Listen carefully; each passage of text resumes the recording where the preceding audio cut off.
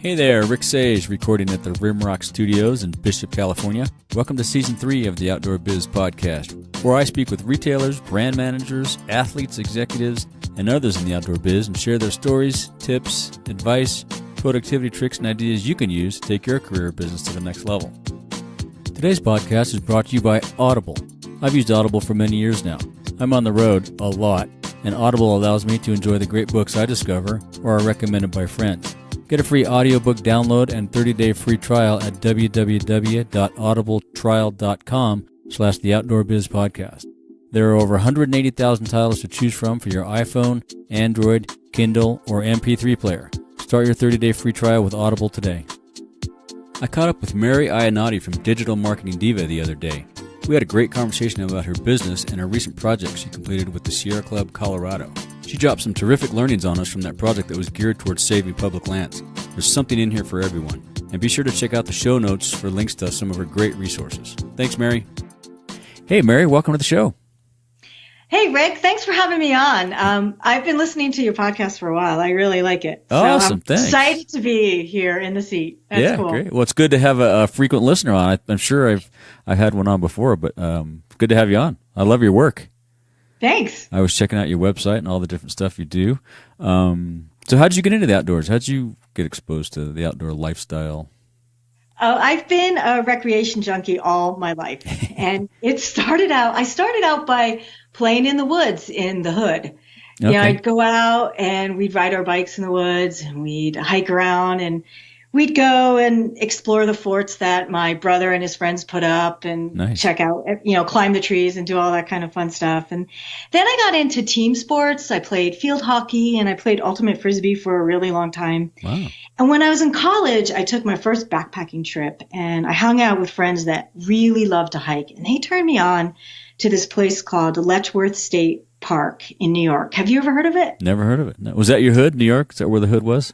No, that's where my hood was New Jersey, but I went to school in upstate New York in Rochester. Mm-hmm. So we'd escape to Letchworth on the weekends and we'd explore.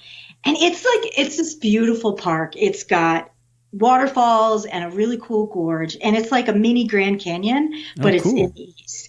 And I think it was like those days that I hung out in Letchworth that really solidified the fact that I wanted to be in the outdoors as much as possible. And I sort of got this wanderlust where, I thought about it back in college, I really want to bust out, go to the West because the outdoors there is incredible.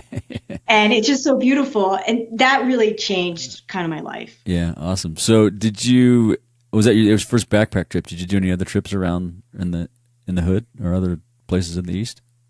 Yeah, we did a camping trip once at the, in northern New Jersey and Pennsylvania at the Delaware Water Gap, and that was really fun. Except that was back in the day when I didn't quite get camping down, so we decided we were going to hike a cooler of beer in 3 or 5 miles, and it rained on us, and I was like, there's got to be an easier way, and now, I do a glass of whiskey or something like that. Right. It was funny. It was like one of those early backpacking trips where it was a bunch of my college buddies and we were all on vacation and we didn't know what we were doing. So. Yeah, wearing cotton clothing and the whole deal. Yeah, exactly. It's amazing how far we've become, right?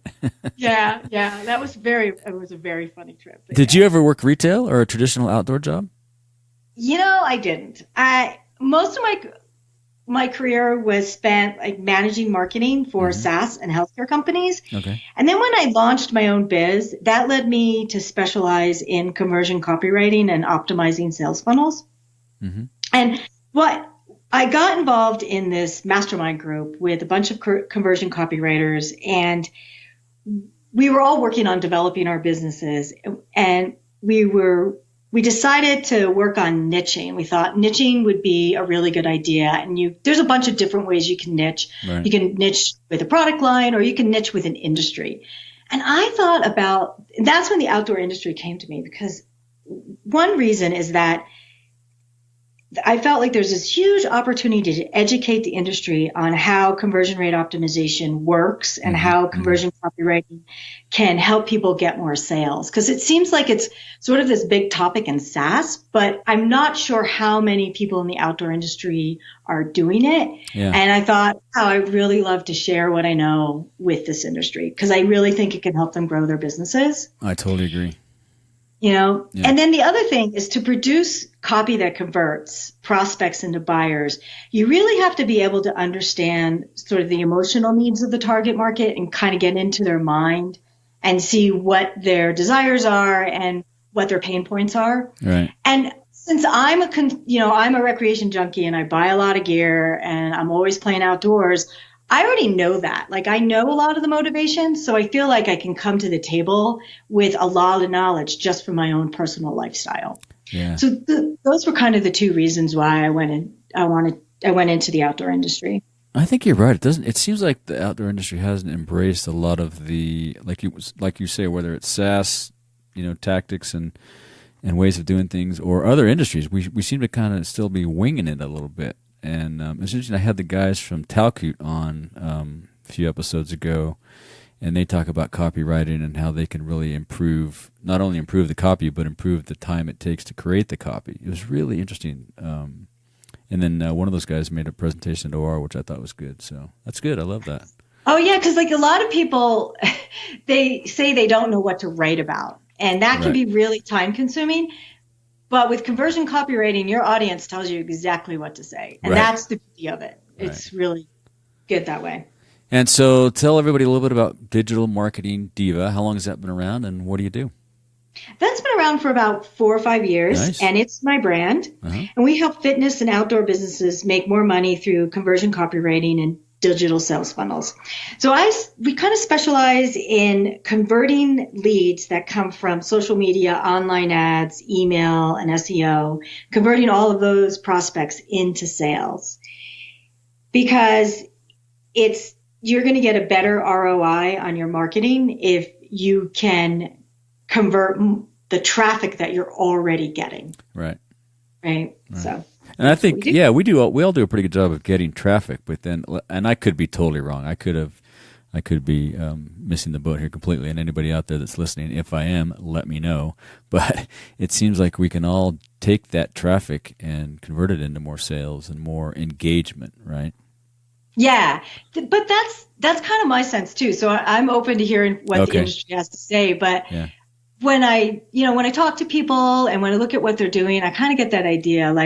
And that's common in other industries, I think, too. Oh, yeah. No, it's not. There's nothing. It's not a negative. It's just that, it's an opportunity, if anything. Well, it's a good thing. And so then if you're getting that traffic and you're really hitting it out of the ballpark, getting with social media and SEO, that's when it's time to bring in CRO, right? Mm-hmm. And I tell people, if they don't have the traffic yet, CRO is your next step. You got to build your traffic first, right? Mm-hmm. So, yeah.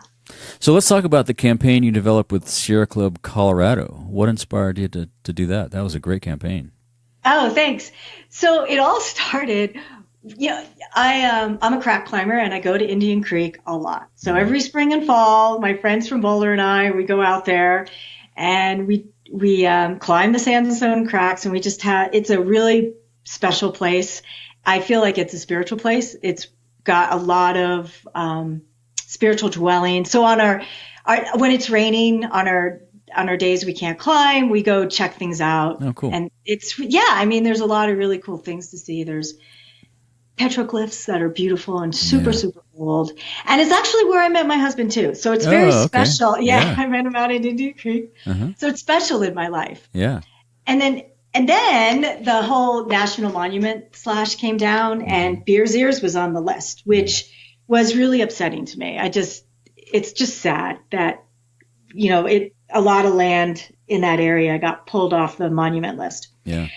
So when it first was proposed and they were accepting comments, I wrote to my legislators, I called them, I submitted comments, I tweeted, I went onto Facebook posts and commented, and nothing happened. It went through like wildfire.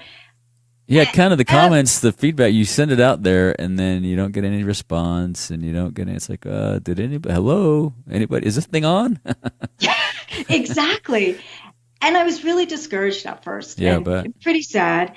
But, I just decided, well, the traditional channels just aren't working for me. And I wasn't really happy with my reps. So I thought, what can I do? What can I do with my skills to help protect public lands? And I just decided to help the Sierra Club Colorado. And I wanted to do a copywriting fundraising campaign for them. Now, did you contact them or did they contact you? I did. I reached out to them. Cool. Uh-huh. And they loved the idea. They wanted me to do it. And when we first sat down, we talked and they asked me why I was there. And I told them. And they thought that was a great story and they liked my passion. Mm-hmm. But they said, we don't protect land on the national level. And that's, that's what the Sierra Club National does. And that's what Beers Ears is. But we certainly protect Colorado land. And I thought, I said, I'm cool with that because I play on a lot of Colorado land because I live there. Yeah. So I'm fine with protecting, the land in my state. Mm-hmm. But here's the cool thing. In our first conversation, I said, this is my agenda to protect public lands. And you guys have 7 programs that you raise funds for. And like protecting public lands and getting all the cities and communities in Colorado on using solar and not using oil for energy in the towns. Mm-hmm. And also like taking care of the making sure that the wolves are protected. They have a lot of programs, but I said, I really want this to be a donor-focused campaign. So I don't want to come out of the gate with my agenda or your agenda. I want to come out of the gate and ask the donors, what is the most important program for them? Mm-hmm. And whatever they say, I want to go with. Cool. Because that's how we're going to raise the most funds. Right. The cool thing is protecting public lands won, hands down. Like about 45% of the donors and the non-donors said that is the most important program to us. Interesting. Did they get specific on which public lands or just protecting public lands? Just protecting public lands. Okay. Mm-hmm. That was it. Mm-hmm. So it's funny how it was like full circle. Like I was able to put my agenda aside, but then suddenly it was in line with the donors. So I was psyched. Exactly. Yeah. Hey, this is going to work. Yeah. That's very cool. So, and the cool thing about the campaign is that when we measured it against the benchmark, we tripled the conversion rate, increased revenue tenfold, and nearly tripled the number of donors. Wow. So Sierra Club and I were pretty ecstatic with those results. I'll bet. Yeah. So we talked about the 5 lessons you learned, and you kind of created 5 action points, if you will, that you need to undertake, right? Let's talk a little bit about those. I think the first one you had is sell solutions. What do you mean by that? Yeah.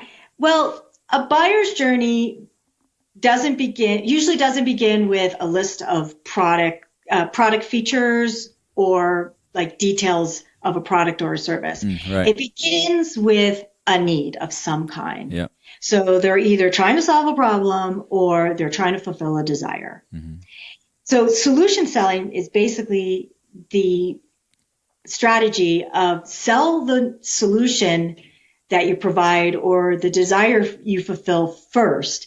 And then you start talking about your products and services and you tell people how your products and services can fulfill their need. Mm-hmm. Mm-hmm. That's sales number one in sales, right? I remember when I was first got into sales, I had to watch all these sales training things. And the first one was about feature, advantage, benefit.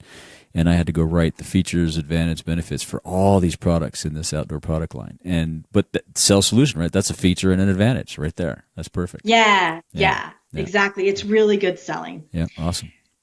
So when we were at as part of the research I did, we asked the donors of the Sierra Club what were the top 4 problems that the Sierra Club solved for them. And they said, gives me a voice, protects the environment, fights anti-environmental politics, and Sierra Club does the research, so I don't have to. Because every year they tell people the candidates they promote for office and why, and they're pro-environmental, right? And they do all that research. So based on those problems, we came up with messaging that told people that we hit all of those, how we solved all of those problems for the donors. And so your number 2 point is gather voice of the customer data. Was that data that you gathered as to what they wanted done? Yeah. Gotcha. So voice of customer data is basically something that's been used in market research and product development for a long time, for decades. Mm-hmm. And the philosophy is you go out and you ask your clients questions to help you develop your messaging and develop your product, because they're going to tell you exactly the best messaging. Right. And you ask questions like, what are the problems that we solve for you? That's a big one, mm-hmm. And like, why did you choose us over the competitor? That's a really good question to ask, because it can tell you the value that your brand delivers through the eyes of your target audience versus through the eyes of your brand, right? Right. So, yeah, and voice of customer data has a proven track record of increasing conversion rates, as we saw in the Sierra Club campaign. And did the Sierra Club know anything about any of this, or was it this kind of all new stuff to them, but they were doing it, they just didn't realize it? Well, I think on a certain level they were doing some of it, but they didn't. What we did was we sent 2 surveys out. They never did this process, which is sort of my process before I write copy. Mm-hmm. Is we sent 2 surveys out, one to the non-donors, because we really wanted to find out why people weren't donating, and then one to the donors, because we wanted to find out why you donated, and why did what was going on in your world what was going on in your world that made you come to the Sierra Club in the first place? Because that's where you get to the real big emotional stuff that's going on with your target audience. That's a really good question. That's a good one. Yeah. Yeah. And the thing is it doesn't cost a lot of money to do this. Like we bought a month on SurveyMonkey and we sent 2 surveys out. Oh, wow. That's great. Yeah. It's not expensive. And I actually did a couple one-on-one interviews too with donors, where I just got on the phone and I talked to them for 20 minutes and asked them some questions. And I was able to really take the questions a little bit deeper and find some emotional needs that you can't quite get in a survey. Right. So that's another part of our voice of customer data. Right. That's huge. And so then number 3 is digital follower audit. Talk about that. What is that? Okay. So before I even started the campaign, I sat down and I analyzed one of their previous email campaigns. Mm-hmm. I looked at the results and I looked at the analytics to find out where people were dropping out of the funnel. Gotcha. And then I looked at so then you look at that, and that kind of narrows down where in the digital marketing you sort of have to focus and optimize for better results. Mm-hmm. And then I took a look at the messaging and the design in every piece of the funnel, from the very first place that a person enters, right? So in this particular case, you're looking at the subject line and all of the content in the email. And if you send someone to another place after the email, you look there. And then I also looked at the checkout page, or the page where they made the donation. I look at that page to make sure that, you're not asking for too much information. Everything's clear. It's really easy to check out. People feel secure about their checkout. And then I even look at any kind of confirmation emails you send to people after they make a purchase. And I look at all of that messaging and just make sure that, you're hitting some big things, like it's clear. You've got motivational messages in there. You've got good messaging matches. That's when you're taking a person from one place in the funnel to the next, and that they understand that what you were previously talking about, and then you continue with the convo in the new place. So you're just kind of cleaning up their roadmap to get them to the finish line. Exactly. And I also look at design to make sure that the layout's clear and easy, and the photos match what you're saying. So how many of the folks that you work with have this pretty well buttoned up versus some of them do they need a lot of work, not much work? They have it pretty down pat? Well, I would say... I'm sure everybody needs a little help, but... Yeah, everybody needs a little help. Well, you're talking about my particular client base, or just people? Yeah. Your client base, I would say probably like about 60% of them need a lot more work. But there's a couple clients and one I just got done working with, he had a lot of it down, and because he had worked with other conversion rate optimization agencies, and he was really well educated. And I felt like he got the design down and the layout of his funnel. Mm-hmm. And he actually came to me because he wanted the copy written. And gotcha. Right. And he understood it, but he didn't have the time to actually do the voice of customer research and get the copy done. Right. So I did it for him. Oh, cool. Yeah. Very cool. Yeah. And then number 4 is passion. That might be obvious, but what do you mean by that? Okay. So I feel like passion helps you find this internal power that often lies dormant and that we don't really use. Mm-hmm.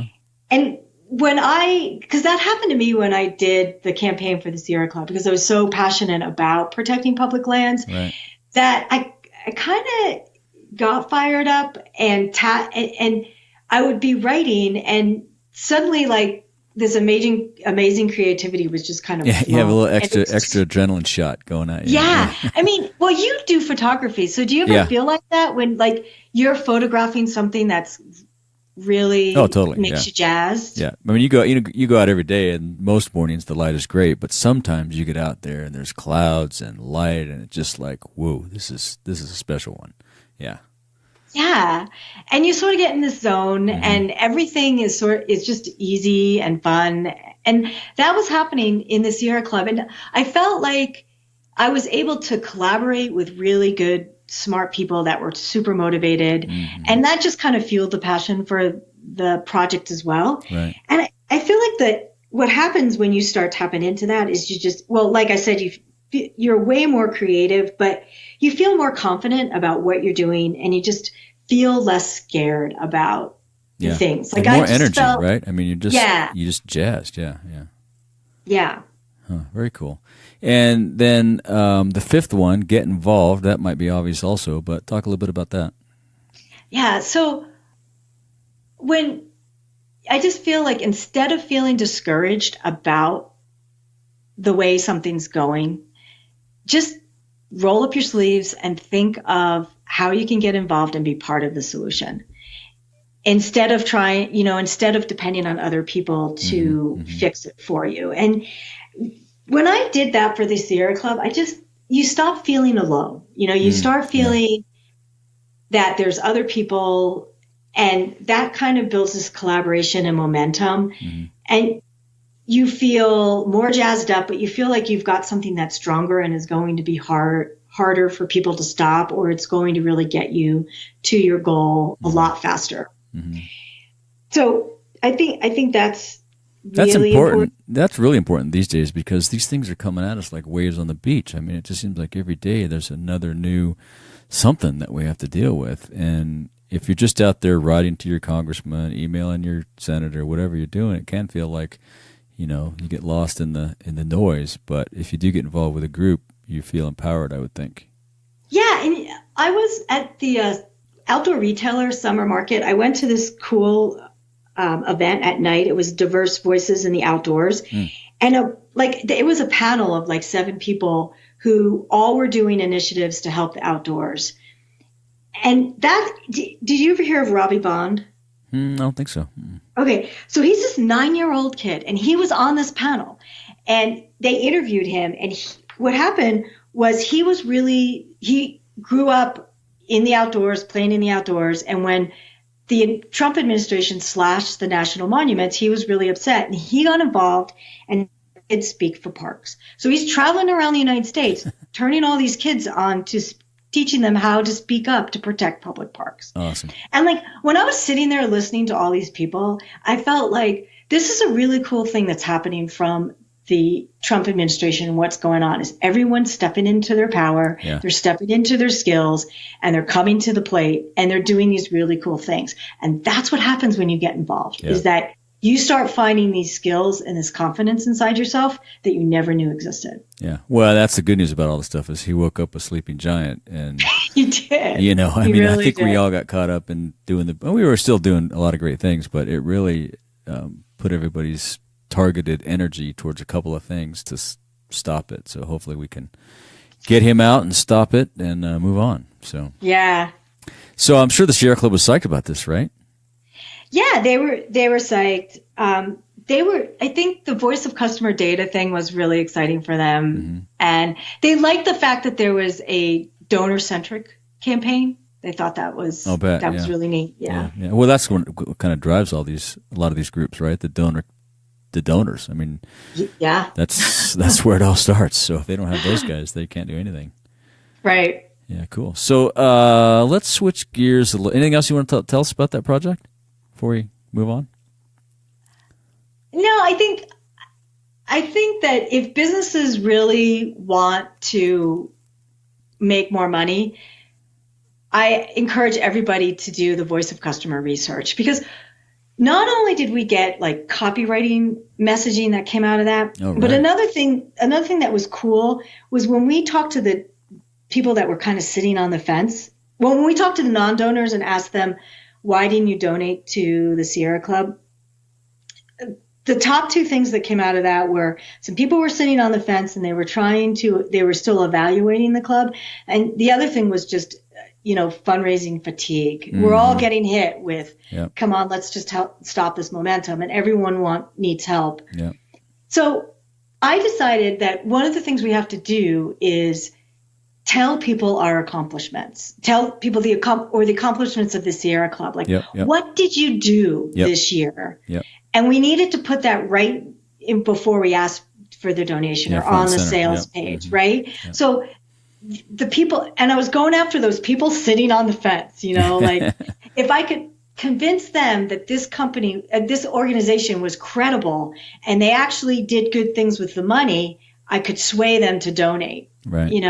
So we went after that, and then we told them exactly what we were going to do with the funds. Like, we're going to be putting this towards the next election that's coming up. Did they alter their message based on telling people what they do? Because I think a lot of times some of these groups and companies, they tell you what they do, but they just oversell it. They overdo it, and you get lost in the minutia. It's like, well, what really do you do? Just give me 3 words for what you do. Did you? Well, I got really specific. I think getting specific is really good. Like for example, one of the things they do is they sponsor outings. So you could say, okay, well, this year we sponsor outings. I'm like, no, let's tell them how many outings we sponsored specifically. Mm-hmm. And I think it was like 50 outings. And I'm like, isn't that more powerful that it's the campaign launched in July, and by July they already had 50 outings. Right. Done. Exactly. Yeah. So I think when people are pitching, we need to be really specific and don't be vague, because now you're asking the customer to fill in a blank and they don't know how to do it, or they'll fill in the blank wrong. Yeah. And outings, you could say you sponsor outings and do 2, and that's totally irrelevant. If you win 50 is a big number, or, we have a lot of outdoor customers. Well, how many outdoor customers do you have? You're right. Getting specific is important. Exactly. Because that's really just going to boost your credibility. Yeah, exactly. Yeah. Yeah. So let's switch gears a little bit. Who are some of the mentors that have helped you along the way? Joanna Wiebe, she's the founder of Copy Hackers. She's the original conversion copywriter and optimizer. So I've studied with Joanna. I've taken her classes. I did masterminds with her. And she's helped big brands like Buffer, Wistia, Crazy Egg, Shopify, Neil Patel, Sprout Social increase conversions and sales through conversion copywriting. Okay. Mm-hmm. And she's just a dynamo, and she's a cool lady. She has a lot of the same values that everybody in the outdoor industry has. Has she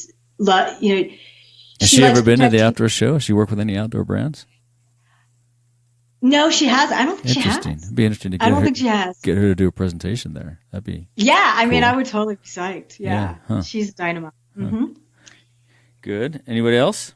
Yeah, Chris Goward he's the CEO of Wider Funnel, which is a conversion rate optimization agency. Now, I've never worked with Chris, but I've gone to a couple of his talks and I read everything he publishes. Mm-hmm. He actually did work with an outdoor brand up in Canada. Oh, okay. I think there's an outdoor retailer up there. I can't remember the name right now, but I've looked at some case studies that he's published about how he lifted the conversion rate for them. Oh, cool. And he also works with brands like Google and IBM. Mm-hmm. But the thing that's cool about him is he's got tested research that he's not afraid to share of what exactly did they do to increase the conversion rate. What works, yeah.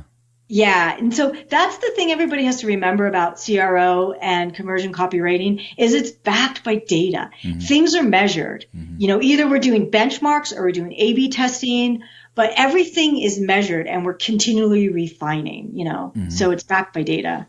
That's awesome. So do you work with any other nonprofit groups? Not right now. Uh-huh. There's a really good friend of mine wants me to work with her nonprofit. It's a company that is out in Nepal or the Nepal area, but we're still kind of in discussions right there, mm-hmm. For that right now. Cool. Awesome. That'd be great. And so you're a climber. What other outdoor activities do you participate in? Well, I love skiing and I love snowboarding. I've been snowboarding for like the last 10 years and I love hitting the moguls hard on my board and going down the big bowls. Nice. But now I think I'm going to go into the backcountry and do more of that. I'm kind of excited to explore the backcountry. Yeah. That's so fun. Yeah. You'll love it. Yeah. I'm psyched for that. And I like hiking and I like crack climbing, trad climbing, and sport climbing. I kind of do all of it. Mm-hmm, mm-hmm. Good. Yeah. Cool. And do you have any suggestions or advice for folks either wanting to get into the outdoor biz or grow their career if they're already in the biz? I would say create relationships with people, go to events, reach out, get to know people. And I think a big thing is just be really helpful and share what you know. And don't be afraid to share what you know. Like I've had a few one-on-one combos with people where I just reach out. Like I reached out to a nonprofit not too long ago and I said, hey, let's just sit down and I'm going to share with you what worked in Sierra Club, Colorado and turn you on to some really cool practices. And also when I was doing my niche research, I sat down with a few climbing gyms and that was really good. I mean, we had some conversations and I just shared what I knew and things come back to you. Yeah. And it may take a little while, but people remember you and it comes back. Yeah. No, I support that 100%. And how about some daily routines do you use to keep your sanity? You meditate? Obviously, you get a lot of exercise. Yeah, I meditate. I do yoga. I love yoga. Well, both yoga and meditation help people they just help me be more mindful and just more aware of other people in my relationships and what I'm thinking about on a day-to-day basis. Mm-hmm. And I feel like that is so connected to sales because the more mindful and aware you can be of your target audience, just the better you're going to sell. That's true. Yeah. I support that. Yeah, I agree with that. Do you use any apps, meditation apps? How do you? I have Insight Timer. Yes, I do. That's it. Gotcha. Insight Timer. I think that's pretty cool. Yeah. You can do all kinds of things. Like you can just use a background noise if that's what you like, or a timer, or they have really cool meditation courses and things for insomnia. Lots of really cool. Yeah, I dip into that insomnia one a lot. I do that every night, just about. That's so funny. Yep. Yeah, I find it really, really useful. Yeah. And do you have any favorite books? Oh, let's go back to routines. Do you have any business routines you use? Do you follow every month you do this at the beginning of the month, this at the end of the month? I educate myself all the time. So when I sit down in the morning and I do social media every day. I put things out in my feed. A lot of it is like the research I do. Like there's a couple people I follow all the time to learn things. And I make a point of reading those things every single week. I go to their blogs and I look at what they did and then I share it. I share it in my social network so that my audience can learn. But that's how I learn a lot. And I always keep educating myself. Yeah, that's great. I just buy books or I take courses, but I always keep my skill set, going. Do you listen to any podcasts? Any other podcasts? Yeah, I listen to Kristen Carpenter. I find her outdoor podcast. That's a good one, yeah. A good one. I also listen to some copywriting interesting. Okay. podcasts. Yeah, I listen to a couple of those. Like two of my pals produce a podcast every week where they talk about copywriting and they have copywriters on. So I listen to that a lot too. I'll have to check that out. That'd be an interesting one. I'm always looking for tips on copywriting for various, whether it's a pithy comment for a social media post or something. I need help. Do you have any favorite books or books you give as gifts? Yes. Well, a great book for anyone who wants to write copy or ads is Scientific Advertising by Claude Hopkins. And he's an advertising pioneer who tested marketing messages, unique value propositions with coupon codes in direct marketing. Huh. Yeah. And so a lot of the things that he shares in his book, and I can give you a link that you can push out. That'd be great. Yeah. Is all tested. So it's proven. And he's a big proponent of just good old fashioned salesmanship. So he talks a lot about that in the book. And again, that's going to help you sell on all kinds of levels, right? Not just your Right. Yeah. Perfect. The other book I love is Don't Make Me Think by Steve Krug. And that was a book that was given to me in graduate school. It's one of the best gems I took away from graduate school. So he's all about usability and user experience on websites. Okay, that's good. Yeah. It's a great book. I encourage everybody who has a website or works on a website to read that book. He's a funny guy. It's going to be very entertaining. It's a short read, but it's all about delivering a good user experience because that's part of selling. That's what it's all about. Yep. If your reps in your outdoor store, you want them to be good service, customer service reps and salespeople, you got to expect the same thing from your website. Yeah. And he gets you into that mindset. It's a really good book. Oh, very cool. That's a good one. I'll pick that one up. Yeah. And the last one is You Are a Badass by Jen Sincero. Yep. Mm-hmm. So I love that one because sometimes we get in our own way and we are our worst enemy. Right. But Jen will help you clear that up really fast. Yeah, and she's pretty funny. Yeah. She's hysterical. She's really funny. So that's another really entertaining book. I listened to one of hers on Audible. She's even better, when she's reading it. It's pretty good. Yeah, that's cool. Yeah, she's great. Yeah, awesome. Those are good. And how about your favorite piece of outdoor gear under $100? The 0.5 purple black diamond Camelot. All right. Because that's my hand size that I'm working on right now at Indian Creek. Gotcha. And it just saves my ass and keeps me off the ground. That's good. That's a good thing. So I need a lot of them. That's awesome. As we go to close, is there anything else you want to ask of our audience or say to our listeners? Yeah, I would say keep testing. Test your marketing ideas. Don't be afraid to test, and don't be afraid to get feedback from your target market. Like, you don't have to use surveys. When I was in healthcare, I worked with I had a really cool supervisor, and he used to call me Guido. And we would produce copy. We'd write copy for things. And he'd say, Guido, go take this copy out and go visit some of the patients up here and just get their feedback on the copy. So I'd walk out and I had this target audience, and I'd sit down with them. And most of them were psyched, and they gave me this great feedback on my copy. I'll bet. And some of it was like, no, that's not really clear and I don't understand it. And some of it was really good. And it was great, That's huge. So don't, and it really helps you steer your messaging. So don't be afraid to get feedback and test things. And failures aren't a bad thing. They're just kind of signposts to point you to the better path, really. Well, you don't learn unless you fail. So, yeah. Yeah. So don't be afraid if you try something in your marketing and it didn't work. And you're like, okay, well, what can I learn from that? And let's move on. Right. How to make it better. Yeah, that's awesome. And how can people find you if they want to follow up? Obviously, we'll put a link to your website in the show notes. That would be great. And when they do go to my website, they can get some more optimization strategies that I used in the Sierra Club marketing campaign. Cool. So they can apply that to their marketing. Cool. And you can send me an email, mary@digitalmarketingdeva.com. Okay. But I'm also on Twitter, Instagram, and LinkedIn. Cool. Well, we'll link to all that stuff in the show notes.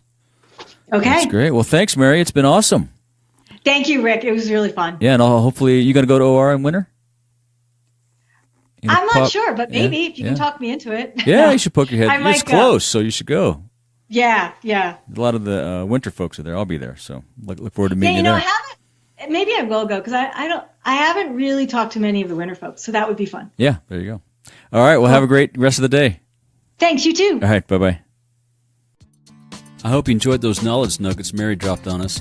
Be sure to check out her website for even more good stuff at digitalmarketingdeva.com. Deva is spelled D-E-V-A. On the socials, she is at Mary I3 on Instagram, all lowercase, at Mary I on Twitter, all lowercase, and Mary Iannotti on LinkedIn. That's MaryIannotti. You'll find links to everything we discussed in the show notes at theoutdoorbizpodcast.com/episode 142.